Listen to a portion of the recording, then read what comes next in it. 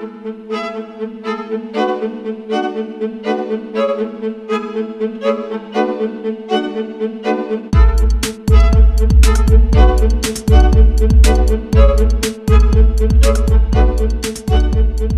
me tell you about Codex Alimentarius. Let me define it for you. Let me help you understand the enemy. And let me assure you that absolutely nothing that I'm going to tell you is exaggerated, is interpolated, or is imagined. Everything I'm going to tell you is documented. And a great deal of it is documented on my website, which is www.healthfreedomusa, one word, healthfreedomusa.org. Let me back up and tell you that I've been watching Codex come toward us for about the last decade. And I've been watching the votes in Congress, which, God help us, is our bastion of support and protection against Codex, and I'll explain why that is. I've been watching the votes to protect our health freedom dwindle until finally in the 109th Congress, without a good deal of activity, we didn't have the votes to protect us. I've been watching Codex accelerate, and I've been watching it expand, and I've been getting more and more troubled. Let me give you a brief rundown of Codex then. After the Second World War, the Nuremberg tribunals were held, in which people who had committed crimes against humanity were judged by the world community in a court run by the United States and Britain, and they were sentenced to terms in prison if they were found guilty of crimes against humanity. One of the people found guilty of crimes against humanity was the president of a huge industrial megalith called I.G. Farben. I.G. Farben produced the gas used in the gas chambers, Zyklon B. They produced the steel for the death camps and the railroad lines. They produced the munitions, they produced chemicals, they produced all kinds of stuff. They produced pharmaceuticals. Big, big, big, big pharmaceutical company. So the president of I.G. Farben was convicted of crimes against humanity. Now, he's a sort of artistic fellow and creative. He was the one who was responsible for the slogan that people saw as they entered Auschwitz, usually for the last time. Arbeit macht frei. Work brings freedom. Creative sort of fellow. So he was sitting in jail and he said, well, that didn't work. What else can we do? I've got it. Food. He who controls food controls the world. So when he got out of jail, he went to his UN buddies and he said, have I got an idea for you? If we take over food worldwide, we have power worldwide. And his UN buddies said, cool idea. And so they created a trade commission. That's a very important pair of words, a trade commission called the Codex Alimentarius Commission. It is not a public health commission. It is not a consumer protection commission. It is a trade commission. Trade is about what? Money. Business. Trade is about profit. Well, they said in 1962, we're going to work toward total global implementation of Codex Alimentarius on December 31st, 2009. Long term. And they set up a bunch of committees on fish and fishery, fats and oil, fruits and vegetables, ground nuts, nutrition and foods for special dietary uses, and so on. There are currently about 27 Codex committee. There are regional organizations, there are task forces, and so on. So it's a huge bureaucratic monstrosity. It's immense. Codex has promulgated well over 4,000 guidelines, standards, and regulations on everything which can legally be put into your mouth, with the exception of pharmaceuticals. They are not part of Codex. Important. Now, Codex standards have no legal weight whatsoever. Zero. So who cares about them? They're just standards. So we're talking about an industry-dominated, regulation-setting organization, but if it has no legal standing, who cares, right? Here's the history of Codex Alimentarius before 1962.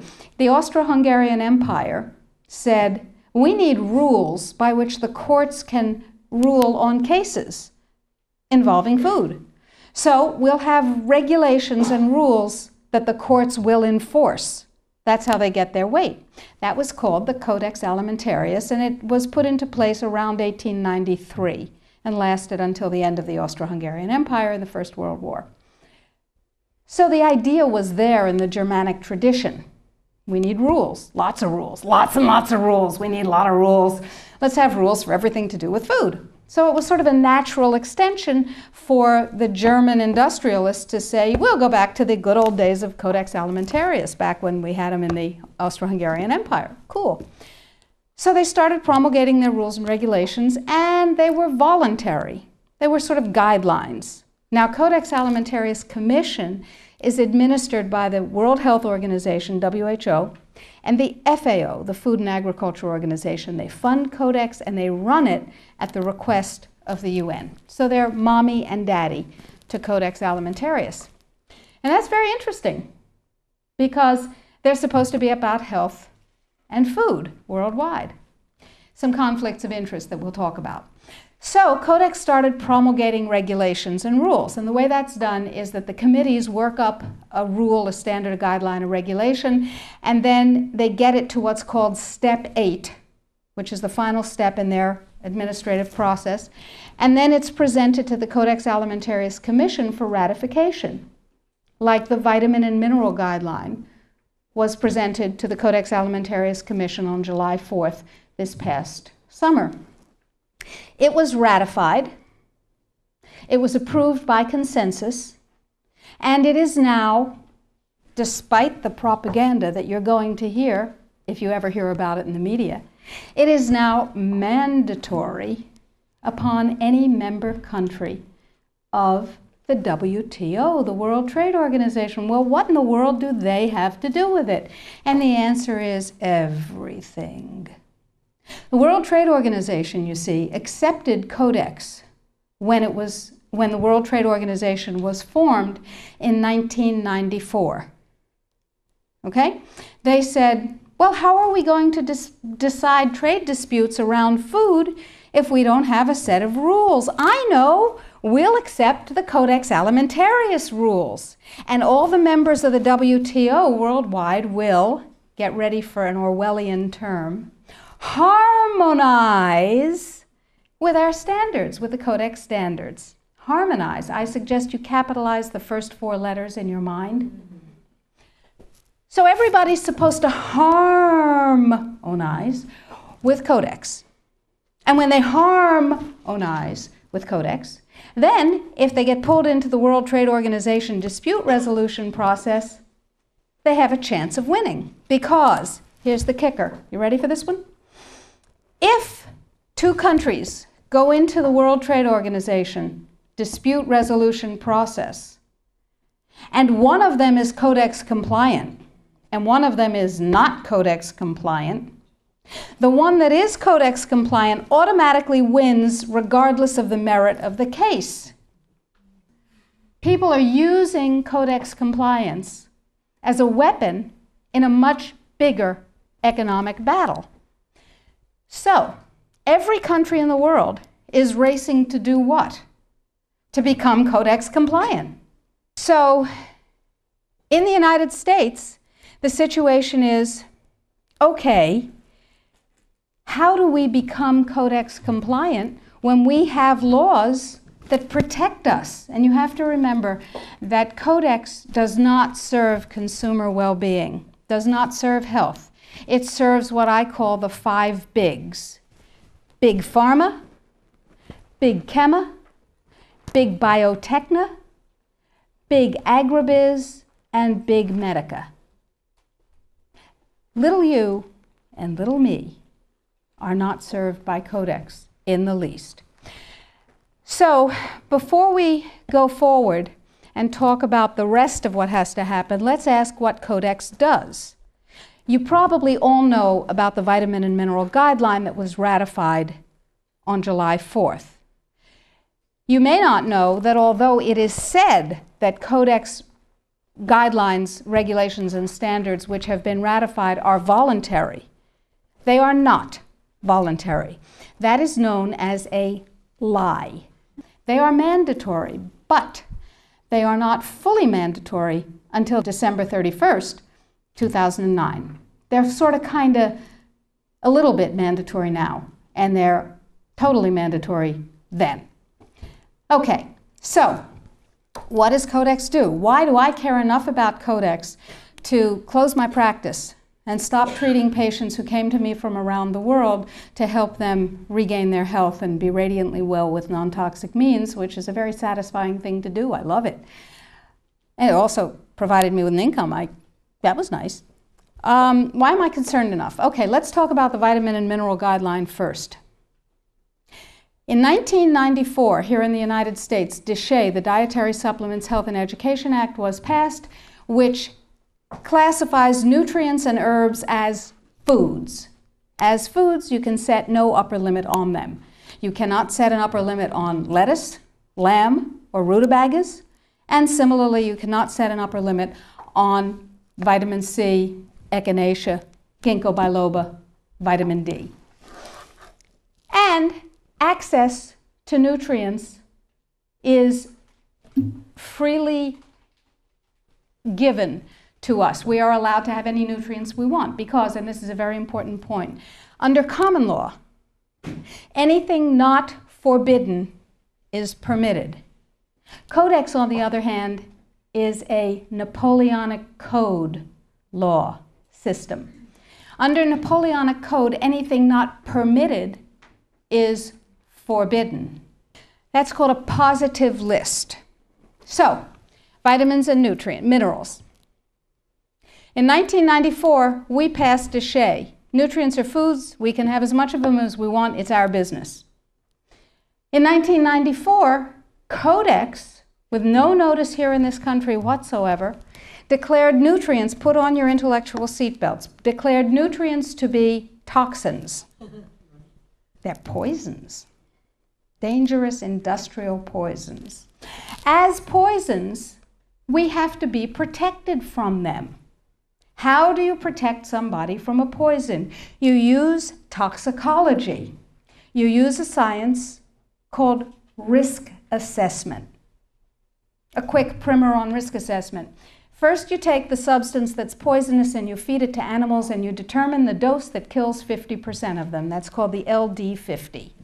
Okay? And you extrapolate what the LD50 for a human being might be. Then you go down to the other end of the dosage range and you start feeding itty-bitty tiny bits of it to test animals. And you come up with the largest possible dose, the maximum permissible upper limit, that can be fed to an animal before a discernible impact is shown. Okay? No discernible impact. Then you divide that by 100. That's how they do it in risk assessment. And now you've got a safety margin. So you've got 1/100th of the dose that can be given, the largest dose that can be given with no discernible impact. Okay? Nutrients under Codex not only are limited to those nutrients on the positive list, and we anticipate there will be 18 of them, and they do not include CoQ10, glucosamine, chondroitin sulfate. They do include fluoride, which, to my knowledge as a physician, has absolutely no biological benefit whatsoever. But it does make people complacent. Fluoride was first used in the Gulag because it was discovered that prisoners who were fed fluoridated water were complacent and you could do anything you wanted to them. They were easy to manage. So you have 18 nutrients. You have itty-bitty, teeny-weeny, little-bitty doses that are determined scientifically to have no effect on any human being. Now, in this country, we have a problem. We have DSHEA. We got to get rid of DSHEA in order to harmonize with Codex. That part of Codex, anyway. So how do we get rid of DSHEA? We attack it legislatively, of course. And there are 5, count them, 5 bills currently before Congress designed to overturn, gut, invalidate, and otherwise get rid of DSHEA. Because once DSHEA is gone, we can harmonize with the vitamin and mineral guideline. So what we're talking about is waking up one morning and being very surprised to find that high-potency, therapeutically effective, clinically significant nutrients are now illegal in the way that heroin is illegal. Not available with a prescription, illegal. If these nutrients have any impact on the human body, they are illegal. That's just the vitamin and mineral guideline. Let's talk about milk. We have recombinant bovine growth hormone, and now we can choose milk with it or milk without it, butter with it, butter without it, right? Not under Codex, because under Codex, every dairy cow on the planet must be treated with Monsanto's recombinant bovine growth hormone. Furthermore, under Codex, every animal used for food on the planet, whether it has fins, feet, or feathers, every animal on the planet must be treated with subclinical antibiotics. Must be treated with subclinical antibiotics and must be treated with exogenous growth hormones. Codex requires, mandates that all food be irradiated unless it's eaten locally and raw. All food, including organic food, of course. So is it organic afterwards? Well, of course, the organic standards are incredibly low.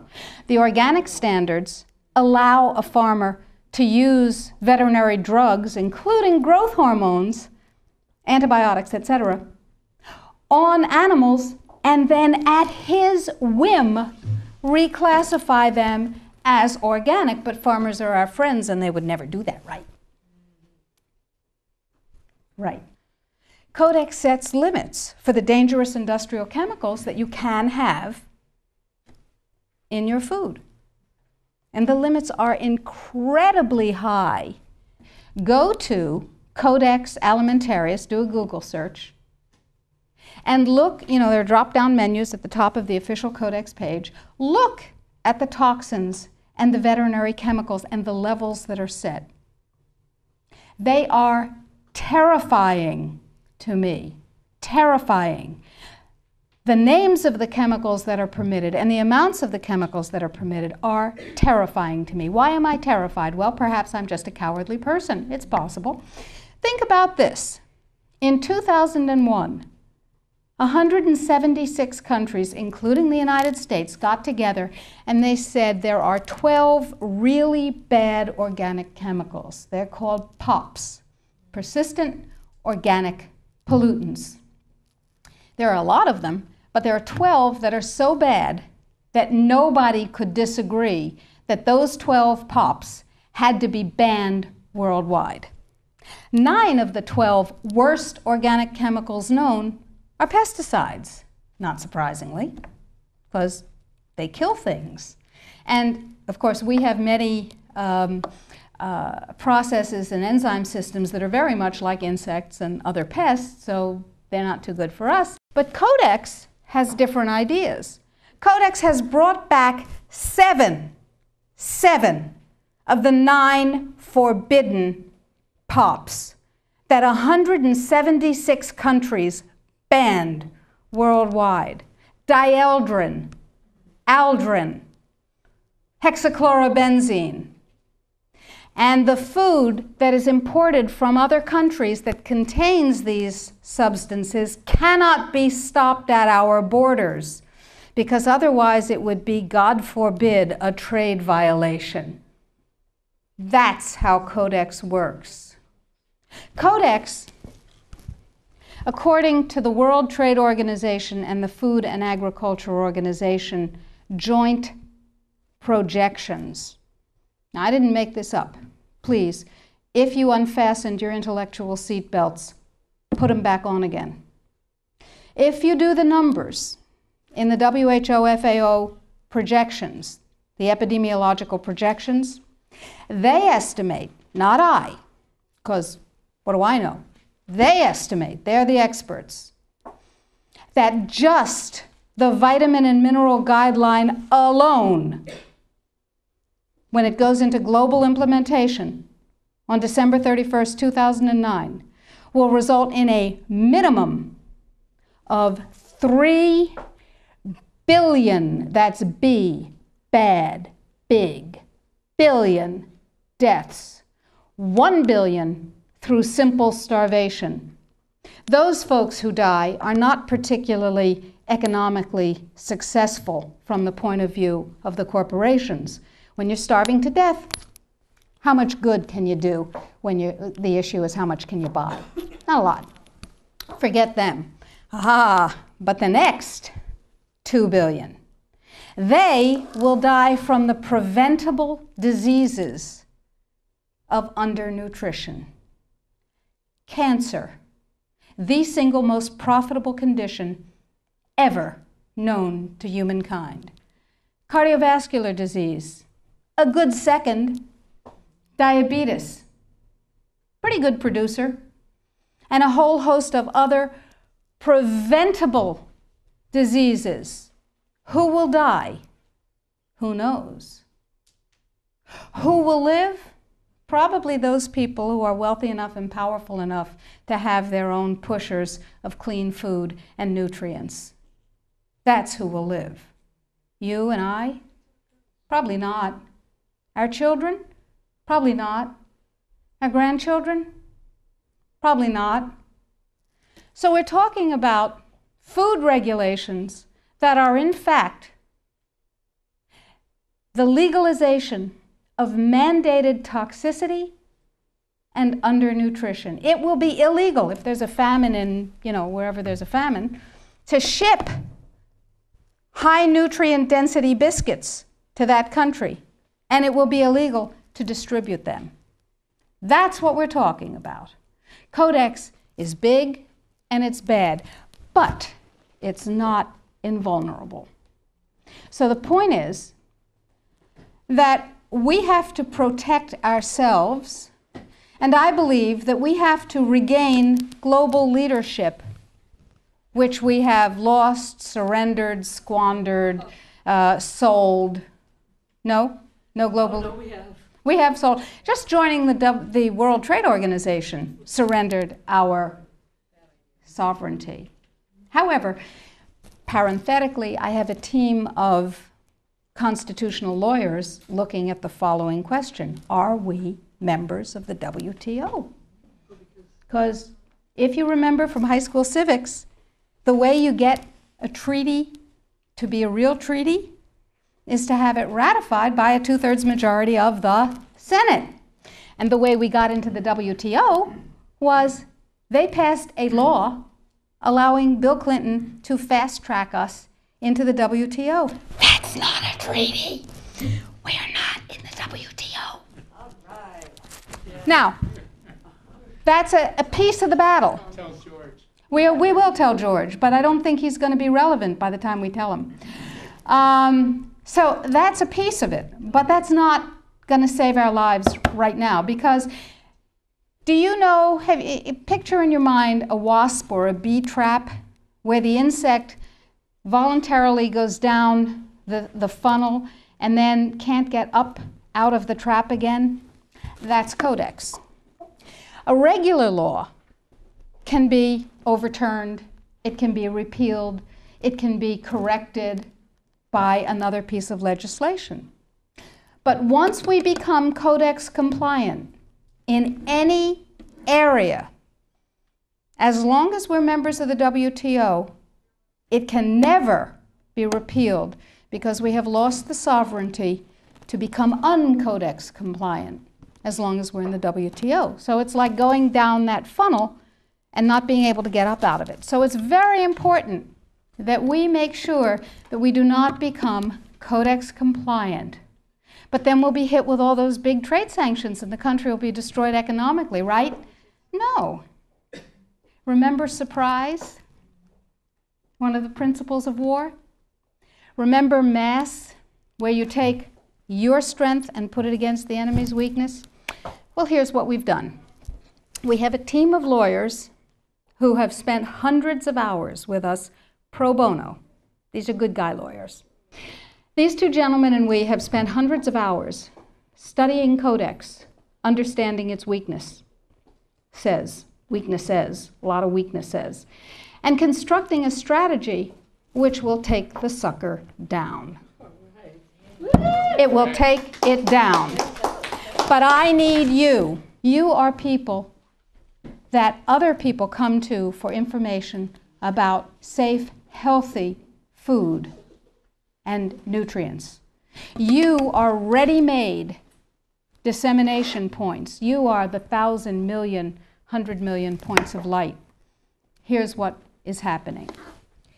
Every country in the world has to be Codex compliant in order not to get hit by WTO trade sanctions, as I told you, if they're members of Codex in the WTO.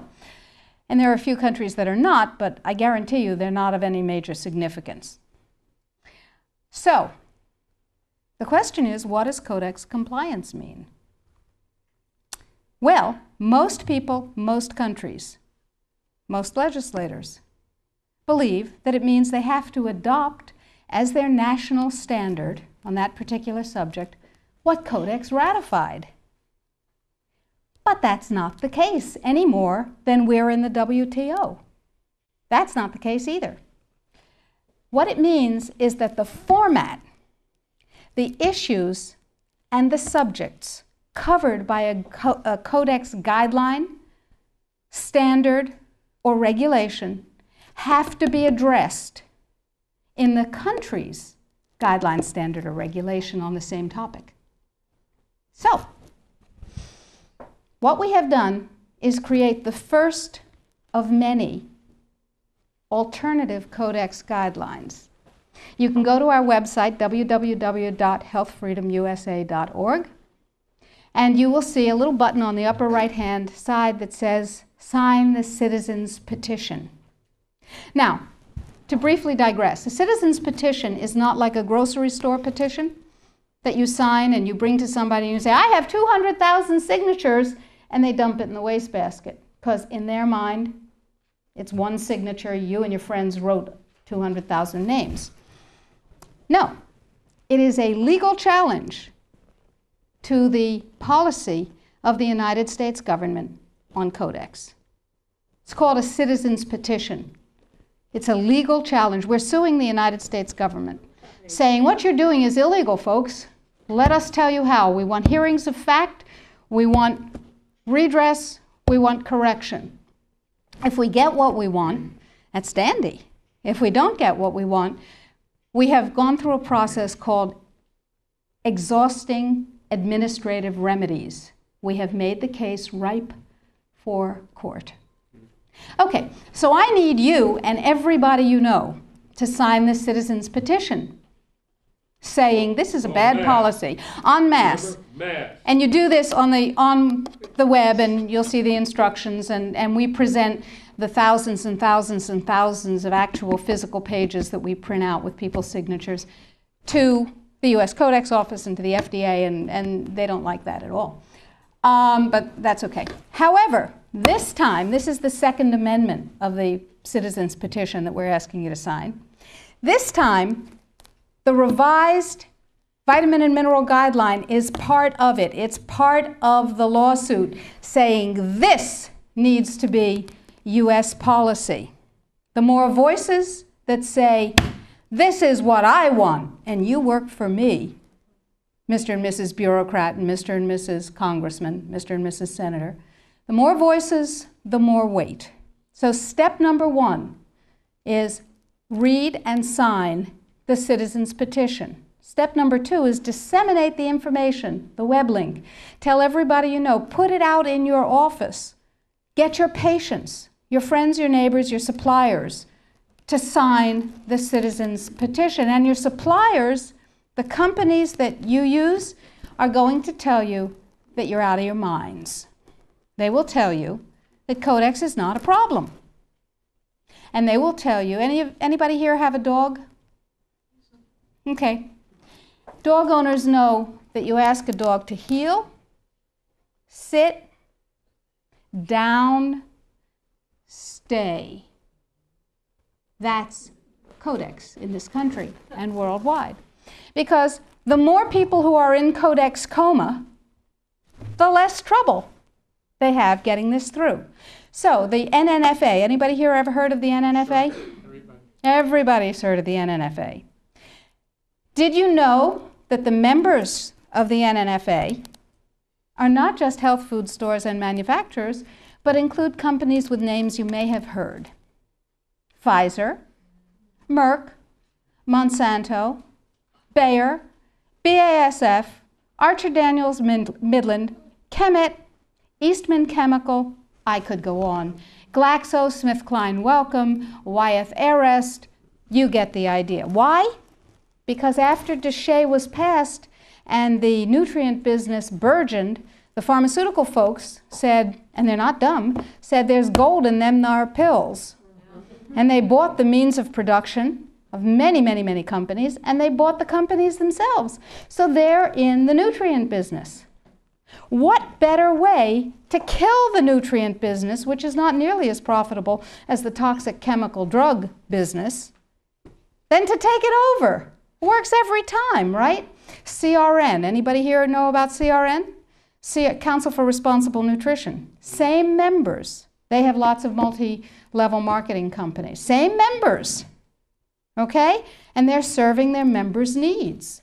They're saying, CRN is saying, yay, Codex is coming. It's going to protect us from those dangerous vitamins and minerals and herbs. And CRN is saying, it's fine. Go to sleep, lullaby, and good night. Everything's fine. And they use a report that they commissioned at a reputed cost of $800,000. A report Sidley, Austin, Brown, and Root, a law firm in Washington, wrote a report for them.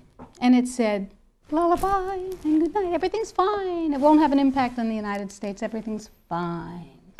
Sidley, Austin, Brown, and Root has one major client whose name you might know, Merck. Now, it's entirely possible that NNFA just did a spectacularly bad job of due diligence, or not. Anyway, the report says everything's fine, everything's dandy, no problem, we've got DSHEA. Yeah, sure we do. Now let's talk about Australia. Remember, 5 laws before Congress to overturn DSHEA. And you can write to Congress on the website. The click of a mouse. I call it riding the freedom mouse. It's called security. Now, Congress uses a multiplier of 13,000 to 1. Every email, fax, phone call, letter. Don't write letters. They get decontaminated. They never get to Congress. Every email, fax, and phone call counts as 13,000 constituent opinions. They figure that if you write a letter or send an email, there are 12,999 lazy lunks who can't bother to get to the computer terminal to do the same thing, but they feel the way you do. Interesting. That's power, my friends. That's power. That's 13,000 to 1. So suppose we have 1 million people. Suppose we have 10 million people. Suppose we have 100 million people saying, don't you dare. Now, Congress has one rule above all others. Anybody know what it is? Get reelected. That's the primary rule, the prime directive, as Isaac Asimov would have called it. The prime directive is to get reelected. Now, DSHEA was passed, you may remember, by unanimous congressional consent. Was that because one morning all members of Congress woke up and said, I see the light. nutrients are better than drugs. No, they said, oh, if I don't go along with this, I'll never be reelected to anything. You remember critical mass? Remember, we were out on the streets and we were up on our hind legs and we were making noise and we were rallying and we were writing letters and we said, don't you dare take away my health freedom. Remember? And we won.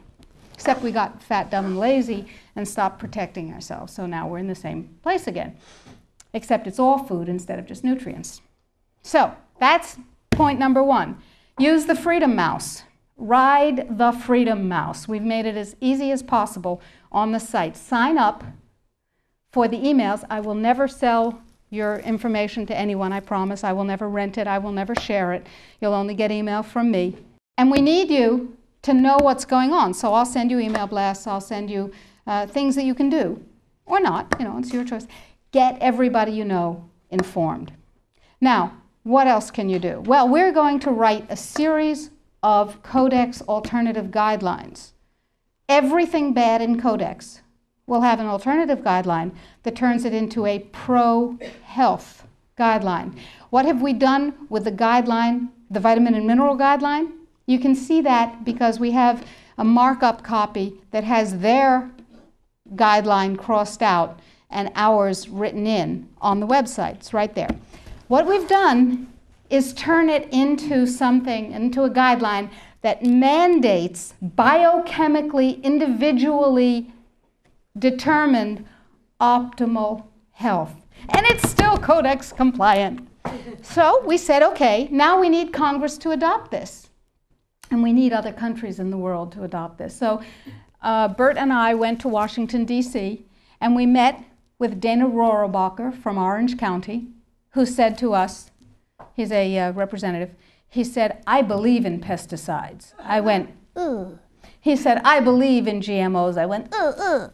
He said, I believe in irradiation of food. I went, ugh, ugh, ugh. But, he said, I believe in your right to not be forced to eat foods that have been processed that way more than I believe in those technologies. I will take this on. Yeah. We said, oh, that's really nice. And he said, now, we need a coalition. So we went across the aisle, or across the office building, to see Peter DeFazio's staff from Oregon, who is a liberal Democrat, whereas Rohrabacher is a Republican, a libertarian Republican. And DeFazio's on board. And we have large numbers of others who actually never heard of Codex before we told them about it. Never heard of Codex. We have called every health legislative aide in Congress, and we have said, what's your congressman's position on Codex?